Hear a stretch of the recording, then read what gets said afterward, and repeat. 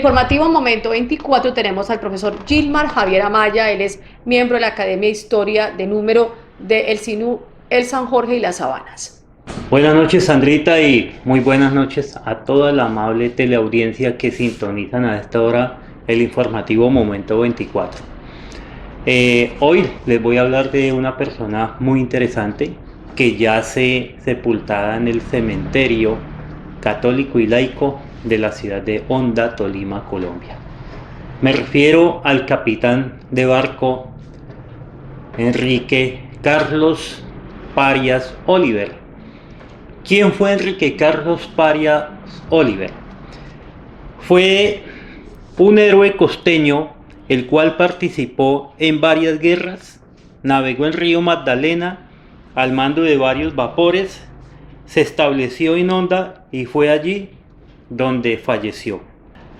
Enrique Carlos Parias Oliver, Enrique con H, como a él le gustaba que le dijeran, nació en Cince, antes Sabanas de Bolívar, hoy Sucre, en 1878, segundo hijo del doctor Francisco Parias Vargas y doña Beatriz Josefina Oliver Iriarte. Su hermano mayor se llamaba Julio y sus hermanos y hermanas menores se llamaban Uriel, Héctor, Herminia, Blanca y Mercedes. De sus padres, el doctor Parias Vargas, nacido en Bogotá en 1837, era hijo del teniente coronel del ejército español Francisco Javier de Parias e Inesto, exiliado en Colombia después de su participación en la fallida revolución del general Riego, condenado a muerte y desposeído de sus títulos de hidalguía. La pena conmutada por el destierro.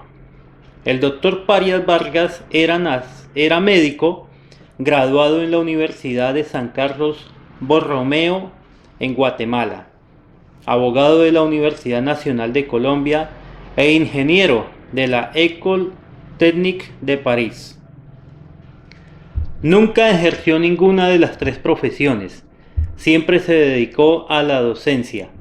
Dirigió varios colegios en Bogotá y fundó dos en Barranquilla, el Colegio Ribón y la Escuela Normal. Fue sacerdote laico jesuita.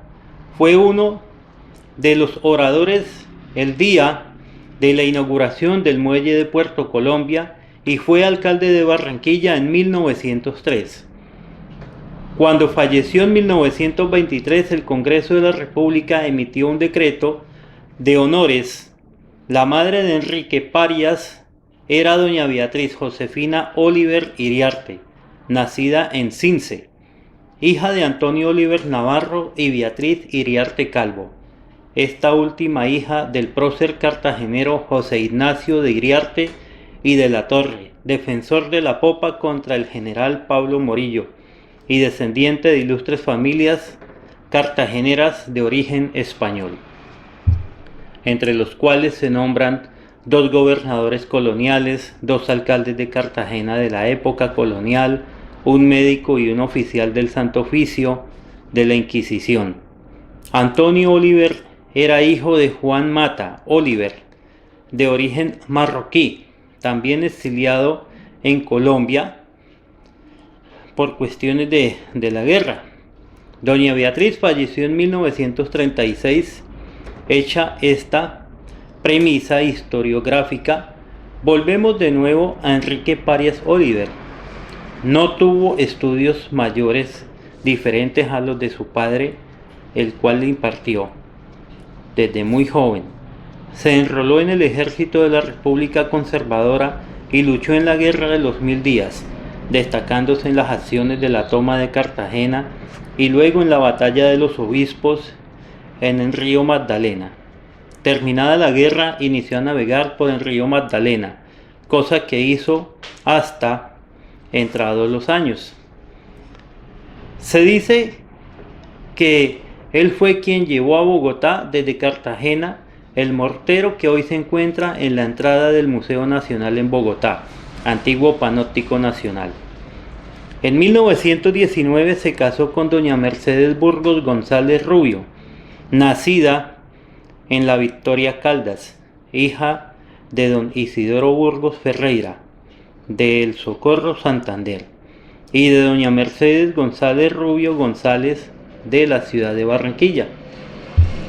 Su hijo mayor, Alfonso, nació en 1920 y su segundo hijo, Ramiro, nació en 1925. Tuvo otros dos hijos fuera de su matrimonio: Carlos, quien se casó y vivió en Bogotá, y Petronita, casada con un comerciante de Magangué, donde vivió toda la vida. Todos ellos ya han fallecido. Entre el fin de la guerra de los 1000 días y principios de los 30, navegó en Río y vivió en Honda, manteniendo contacto muy estrecho con la familia que estaba toda radicada en la ciudad de Barranquilla. Brevemente trasladó la familia a Costa Rica, pero regresó a finales de los 30 a Honda, donde dejó de navegar e instaló un negocio de rancho y licores, como se llamaba en ese entonces, lo que hoy llamamos delicatessen. Era además el agente naviero de la compañía de vapores Lindemeyer, pues lo unía una vieja amistad con los Heinrich Lindemeyer. Educó a sus hijos en filosofía y estilo jesuita heredado de su padre.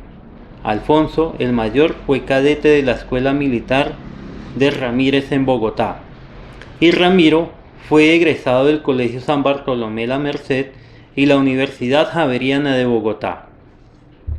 Vivía en Honda, cerca de la estación del ferrocarril, en el hoy día Alto San Juan de Dios, en una casa de esquina, donde intentó infructuosamente colocar un cañón enterrado por la boca y bautizar la esquina como la esquina del Cañón Verde, como en Barranquilla. El 9 de abril de 1948 sabía en Honda la noticia del asesinato del líder Jorge Eliezer Gaitán.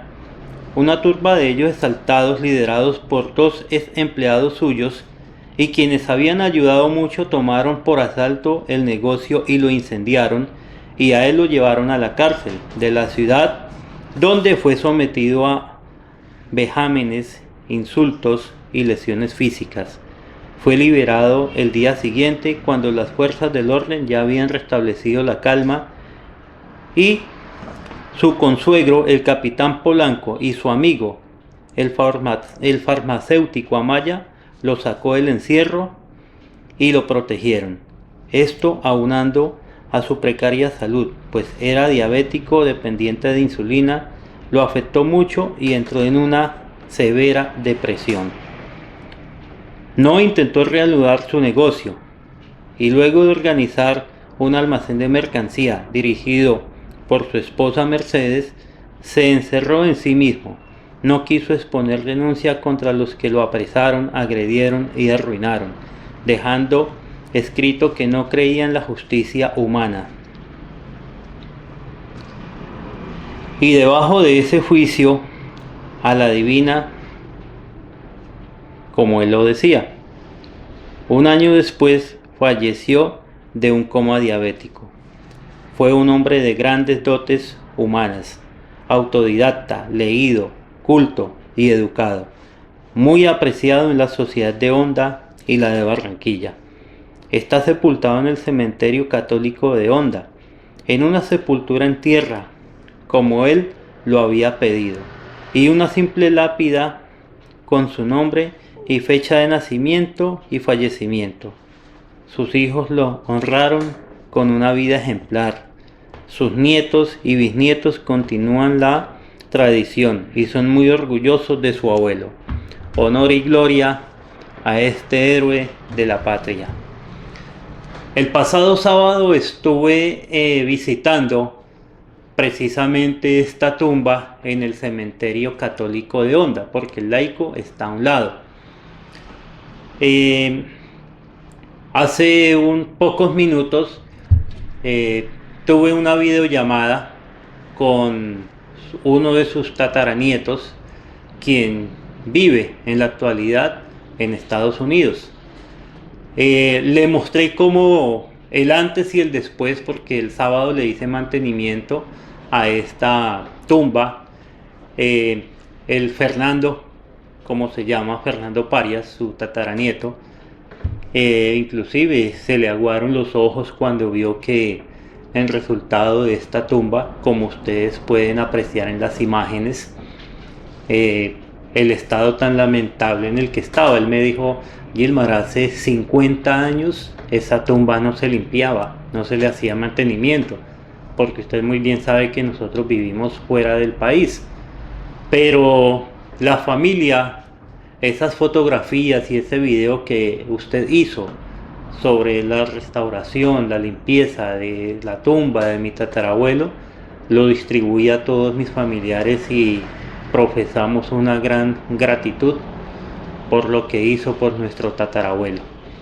Me dice Fernando, su tataranieto, que el año entrante posiblemente venga a Colombia y que va a visitar la tumba de su tatarabuelo. Igual pues es una de las tumbas que personalmente he apadrinado, porque van a haber varias comerciantes de Honda, como el señor Javier Ricardo Báez, de una de las ferreterías subiendo la cuesta del 12. Él me ha aportado material para poder hacerle la limpieza a esta tumba del capitán Enrique Carlos Parias Oliver. El señor Gonzalo Quesada también me va a colaborar con material para hacerle embellecimiento a una de las tumbas que hay allí también. El señor Alberto Gómez me ha colaborado también con material para hacerle el mantenimiento de alguna de las tumbas que, lastimosamente, me duele decirlo, que están un poquito descuidadas. Y no me explico por qué hay algunas tumbas que tienen propiedades. No me explico por qué los familiares de estas personas que yacen allí en el descanso eterno no son capaces de sacar un tiempo e ir a visitarlos, o al menos llamar a alguna persona, algún amigo, algún familiar, si es preciso, páguele un día de trabajo para que embellezca la tumba de su ser querido. Me duele mucho decirlo, pero esa es la realidad de las cosas. El padre Jorge Eliezer Vázquez tiene muy hermoso el cementerio, muy bien cuidado, pero lastimosamente estas propiedades pertenecen a sus dueños, no pertenecen a la curia. Por eso entiendo al padre que no sea posible meterle mano a estos mausoleos, pero sí, las personas que tienen sus familiares, háganlo. Llamen a un amigo, a algún familiar, que le paguen un día de trabajo, medio día de trabajo a alguna persona para que mantenga bien bonita estas tumbas. Este es el mes de septiembre, mes del patrimonio, mes del turismo. Y enhorabuena para aprovechar y hacer eso. Al menos yo ya empecé con el arreglo, el embellecimiento de la tumba del capitán Enrique Parias Oliver. Ya lo hice y voy a seguir haciéndolo. No espere a que sea demasiado tarde. Dedíquele tiempo a su ser querido, porque en vida si no hallaban qué hacer con él, y ya en la muerte lo dejan a un lado. Recuerden que solo se muere 3 veces y que la tercera y la última es cuando ya no van a visitarlo, es cuando el recuerdo de esa persona desaparece. Esa es la tercera y última muerte. Visiten a sus seres queridos. Sáquense de la cabeza que los cementerios son lugares tétricos. No es verdad. En el cementerio hay paz, hay tranquilidad. Allá se siente uno tranquilo, se siente relajado. Es muy hermoso escuchar el canto de las aves, el sonido de las hojas cuando cae, cuando hace bastante brisa. Es bastante interesante estar allí. Y a su vez, conocen la historia de Honda. Porque es que en los cementerios de los pueblos, las ciudades y los países, allí está plasmada la historia de los antes mencionados. Entonces, visiten a sus seres queridos. Nada pierden con ir allí y llevarle un arreglo de flores, o si no hay para las flores, al menos visítenlos. Háganle mantenimiento a su tumba. Allá cualquiera de las personas, hada o pello, les presta una escobita y les da agüita para que limpien la tumba de su ser querido, pero no los dejen en el olvido, porque siempre en Colombia y en el mundo muchas personas tienen que esperar hasta el mes de noviembre para conmemorar el Día de los Muertos. A propósito, es el próximo 2 de noviembre. ¿Por qué tienen que esperar a esas fechas? Vayan, visítenlos. No hagan que se sientan solos. Muchas gracias, Sandra, y buenas noches a toda la amable teleaudiencia que nos ve a esta hora en el informativo Momento 24.